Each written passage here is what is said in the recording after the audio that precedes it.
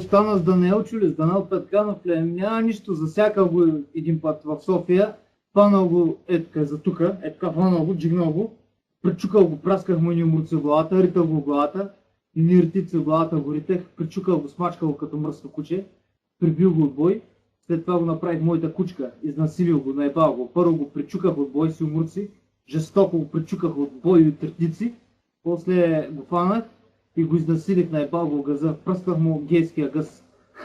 Направих го моята любима кучка, ебал го, както ония филм беше Пълен ад за затворниците. Той е същия, като женичка, като курвичка. Аз съм толкова здрав като някакъв затворник, а той е малко такъв нежна, като нежна курвичка. Така. Фанал го и го пречуках от бой, после го изнасилих. Направих го моята любима кучка, ебал го, той скимтеше, охкаше, ревеше, аз гъчих то кури, после накрая му се свърлих в газа. Източих му сафановчето в дупенцето. Ето това стана с Даниел Петканов. Направих го кучка, курвичка го направих, изнасилих го, хем го бахтах, хем го изнасилих. Той е курвичка вече, стана гей. Аз го направих гей, наебал го и той стана курвичка вече. Пръснах мановчето, разширих му газа. Сега халката му ще е сигурно кръв. Не може да се сигурно на газа.